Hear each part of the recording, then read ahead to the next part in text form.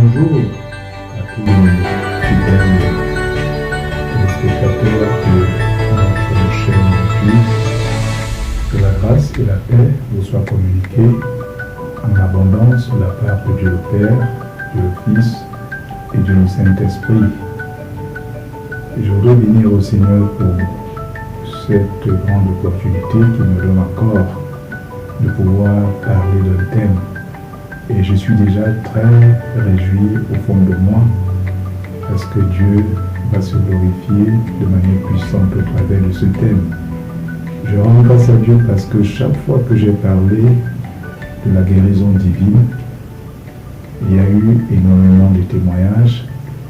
Beaucoup de cancers ont été guéris. Beaucoup de personnes avec des électrophorèses déclarées SS que Dieu a changé en AA. On a vu des hépatites de tout genre, des problèmes de reins, insuffisance, toutes ces choses, Dieu guérir. Le Dieu des miracles, des prodiges, des tumeurs cancéreuses de tout genre disparaître. Et c'est avec une très grande joie que je vais partager ces moments, parce que je sais que partout le son de ma voix se fera entendre. Les hommes et les femmes vont être guéris. Les personnes qui avaient perdu l'espoir de vivre, seulement en écoutant, en étant scotché à ces enseignements sur la guérison divine, beaucoup vont être guéris. Je dis bien seulement en écoutant, parce qu'il y a la puissance dans la parole de Dieu. Et je t'invite à être très ouvert pendant que tu écouteras. Partage. Il y a des gens qui sont sans espoir. Jésus va leur faire du bien et il va le faire gratuitement. Alors, quand on parle de la maladie, je voudrais qu'on considère dans la Bible le pourquoi de la maladie. Quelle est son origine? Est-ce qu'un Dieu si bon, un Dieu qui a créé l'homme à son image, à sa ressemblance, peut encore être méchant au point de livrer les hommes aux maladies? Est-ce que la maladie vient de Dieu? Pourquoi la maladie? Quelle est son origine?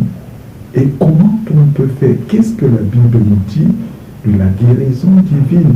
C'est toutes ces choses. Quel type de maladie Dieu peut soigner, Dieu guérit? Nous allons voir. Et on répondra à la grande question, est-ce que Dieu soigne ou Dieu guérit? Et je suis persuadé que toi qui m'écoutes, tu vas recevoir ta guérison miraculeuse. Dans Genèse au chapitre 3, je voudrais nous introduire cet enseignement par là. Je voudrais lire le verset 2. La femme répondit au serpent, nous mangeons du fruit des arbres du jardin. Mais quant au fruit de l'arbre qui est au milieu du jardin, Dieu a dit, vous ne mangerez point et vous ne toucherez point, de peur que vous mouriez. En fait, c'est cette dernière partie qui m'intéresse et je vais y attarder un tout petit peu. La première chose que Dieu dit, il donne comme recommandation à Adam et à Ève. Il leur dit, je vous ai donné la possibilité de manger bien, de vivre bien dans le jardin d'Éden. Mais quant à l'arbre, la connaissance du bien et du mal, vous ne mangerez point. Je refuse d'entrer dans tous les débats théologiques au sujet de l'arbre, de la connaissance du bien et du mal. Mais moi, ce qui m'intéresse, c'est la dernière partie du jour où vous en mangerez, vous mourrez. En d'autres mots, je vous ai créé sans maladie. Vous êtes jusqu'ici à mon image et à ma ressemblance parce que vous faites encore ce que je veux, ce que je vous demande de faire. Mais le jour où vous abandonnerez ma parole, le jour où vous sortirez de ma parole, de ma volonté pour vous, immédiatement la mort va s'installer en vous. la maladie va entrer en vous. Les problèmes, les difficultés, les soucis, les contagions, toutes ces choses vont entrer en vous et vont s'attaquer sérieusement à votre santé jusqu'à ce qu'elle vous tue. Il dit, vous en mangerez et elle vous tuera. Elles seront pour vous un poison. Dès qu'elles entrent en vous, elles commencent à vous ronger. Elles commencent à vous détruire de l'intérieur et même à l'extérieur. La détérioration commence. Et le jour où vous allez le faire, vous allez mourir. Et l'homme, comme l'homme aime les défis, comme l'homme aime faire des expériences, l'homme dit, je vais tester, tenter Dieu pour voir si sa parole est vraie. Nous parlons de l'origine de la maladie et de la mort.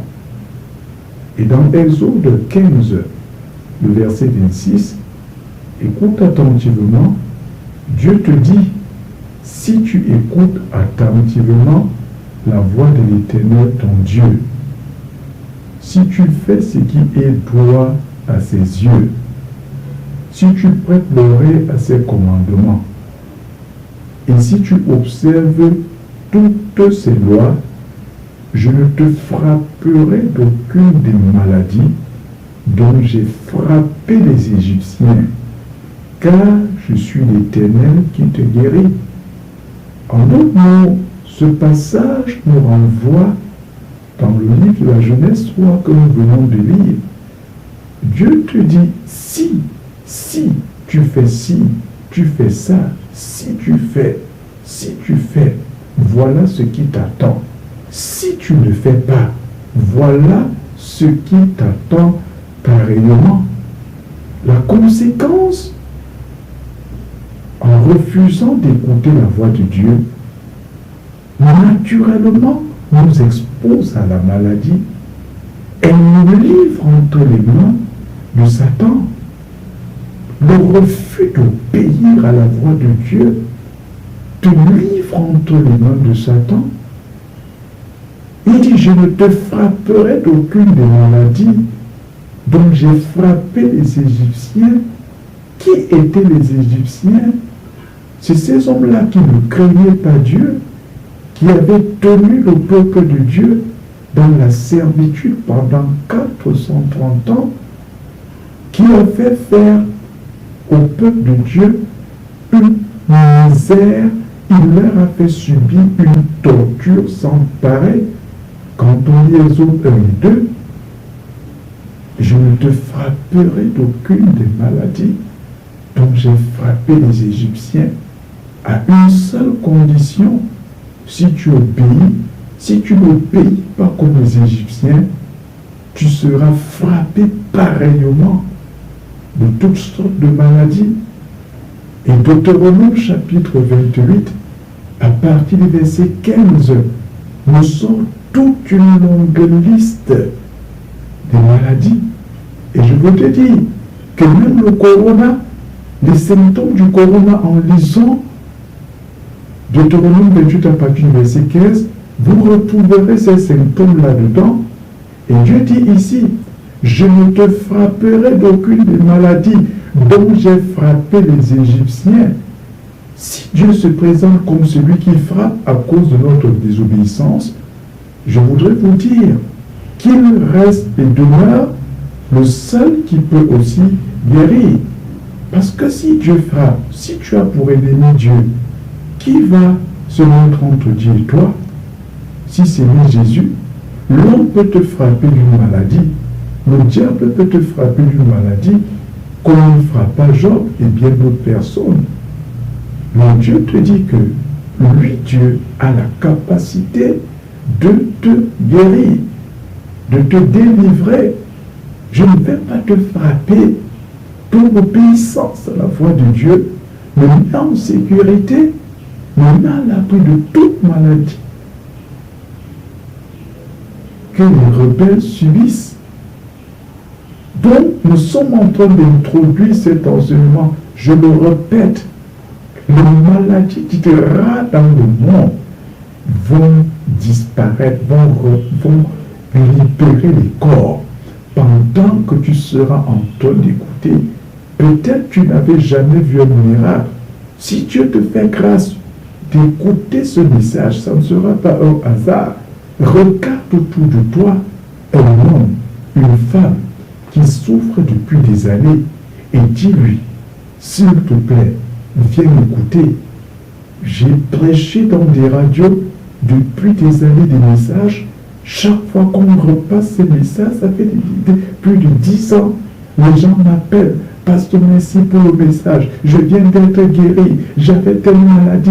J'étais dans ma chambre. Je vous écoutais parler. Pourtant, c'est des messages prêchés depuis des années. Et je crois que le Seigneur te donne la possibilité d'être guéri pendant que tu m'écoutes.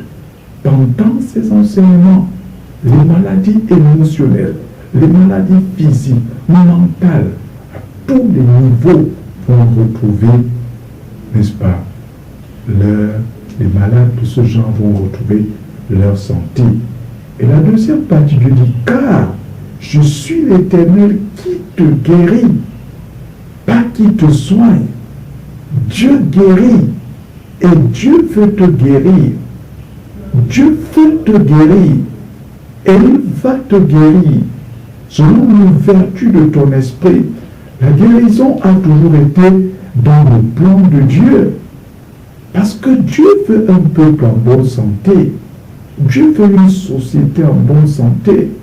Lorsque nous lisons dans Nombre chapitre 21, du verset 4 jusqu'au verset 9, la Bible nous dit là-bas comment par Moïse, Dieu a mis un mécanisme de guérison. À l'époque de la révolte du peuple de Dieu, Dieu avait relâché les serpents. Les serpents qui montaient son peuple. Le serpent tuait les gens. Et Dieu a donné instruction à Moïse. Le symbole du serpent que les pharmaciens utilisent, il est toujours devant chaque pharmacie, ce serpent sur une perche. Et c'était ce que Moïse a prescrit. Dieu a prescrit à Moïse. Et il dit donc que lorsque le serpent t'aura mordu, qu'est-ce que tu vas faire?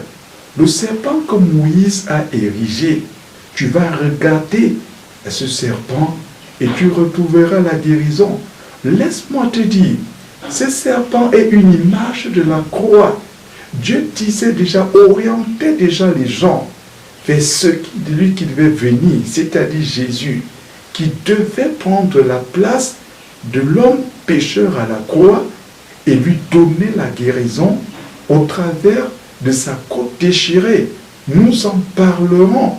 Et la Bible précise que quel que soit le serpent, on suppose qu'il y avait des vipères, il y avait les cobras, il y avait les nadjas, il y avait les serpents noirs, il y avait toutes sortes de serpents extrêmement venimeux.